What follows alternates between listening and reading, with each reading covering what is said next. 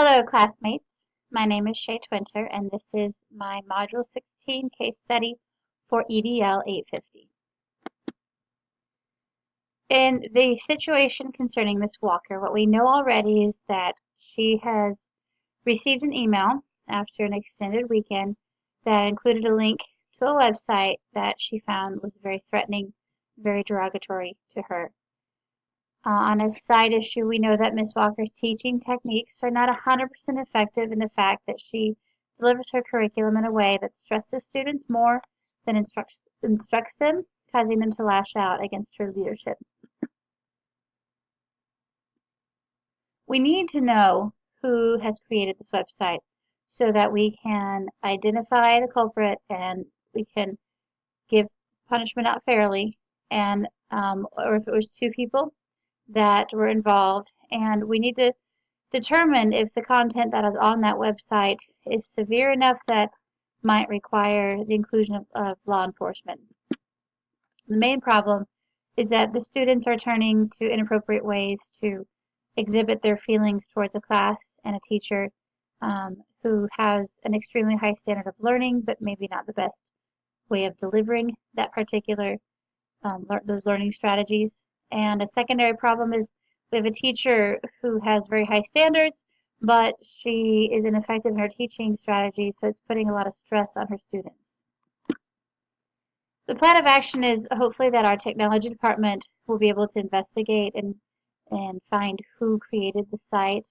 And I think as the technology department does their investigation, that the administrative team needs to sit down and interview the students from the class very openly to figure out if any of them knows anything about the situation. What I have found in my many years of teaching is that people know about this. Students will know, and they know when it's gone too far, and they can identify that this is not a good situation. And a lot of times you're going to find some whistleblowers, some kids who are not comfortable with how deep the website went to offending people, and they will speak their mind. The function of the simultaneous investigations is just to see if any similar results are revealed, and then if the technology department finds their results and it coincides with what the students are saying, then we have more data that will identify who the perpetrator is, and that way they make sure that they can find the correct student to work with. It's important to approach these investigations with a non-biased attitude. Ms. Walker was very quick to name off a name, but without any data, we cannot find the guilt. Now, if all the data comes to the same person, then we now have proof. If they have been identified, a resolution is that, one, they are going to have to delete the web page. And then based on what's on the web page, they may have to deal with police, and they are going to have to deal with whatever punishment that the school board has set forth already. This is where you need to make sure that your board policy has an all-encompassing technology agreement to where students, when they misbehave like this, are held to a high level. And with the ever-changing world of technology, it's going to be important to make sure that that's up to date as well. It's really important to make sure that we're familiar with board policy so that we know which way it's, is this ISS, is it OSS, is it even listed in the board policy?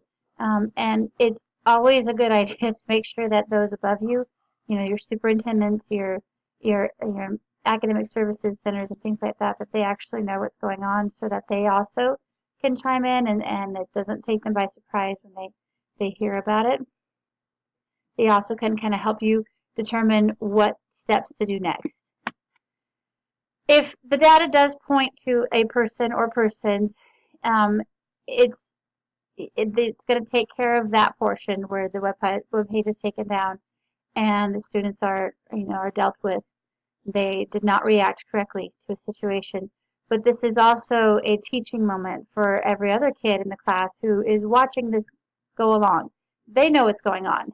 These kids talk and they text and they Instagram and they do everything together, and they know all of this information that maybe as adults we don't know. And it's very important that we sit down with this class and we say, hey, we understand, things are not going well. This is not an appropriate way to cope with your stress by creating web pages that are, you know, detrimental to someone's, reputation or maybe threatening to them. It would be important for them to kind of talk it through so that they can learn these safety skills and how to appropriately come to that point again in case they come to a situation if they are stressed. Um, Even though this can turn back on Miss Walker, it's important that her feelings are validated. She feels threatened. And maybe the principal's like, well, it's not really, anything on the website.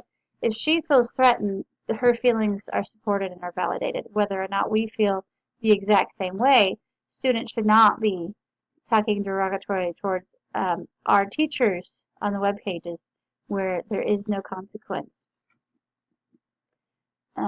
This would be also a good chance to step in and say, hey, Miss Walker, it sounds like you guys need some help.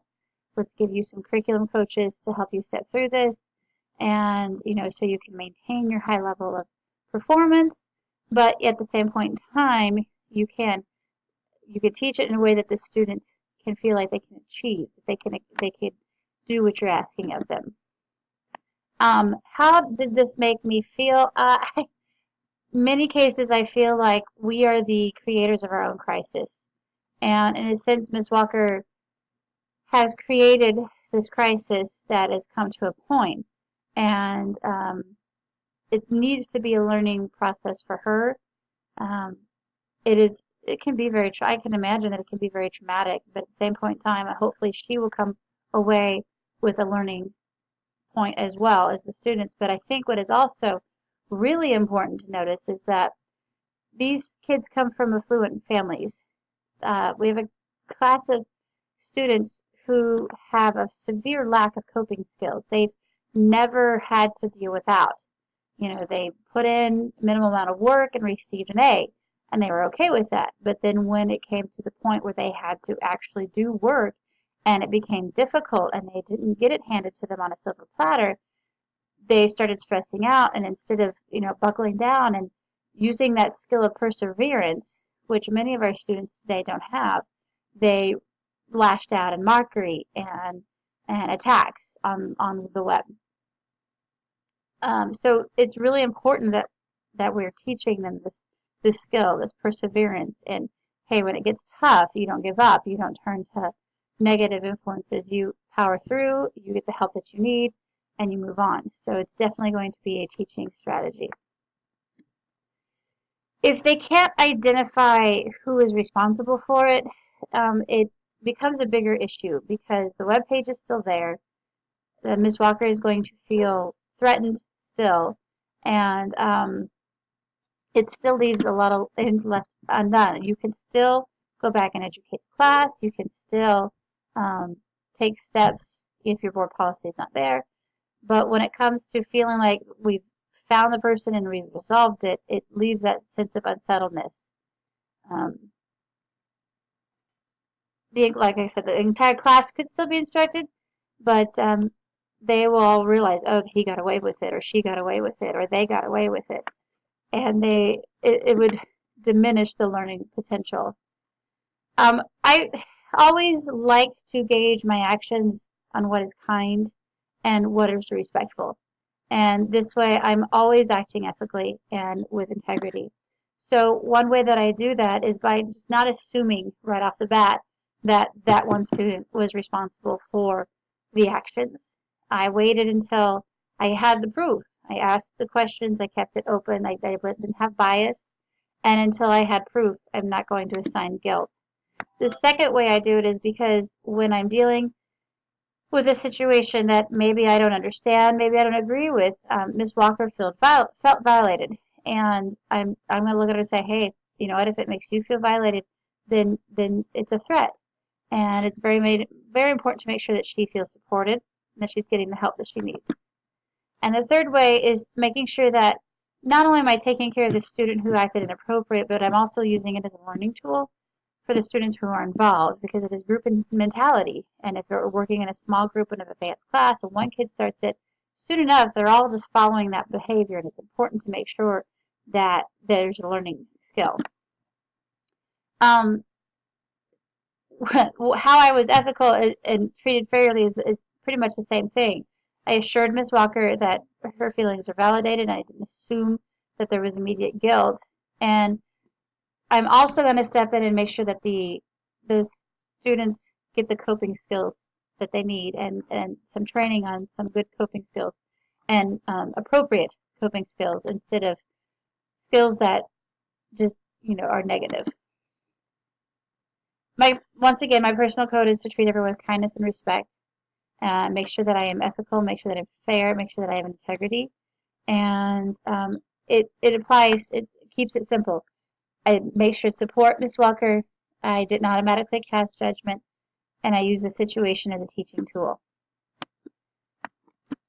And that is the end of my presentation. Thanks so much. It's been a great time.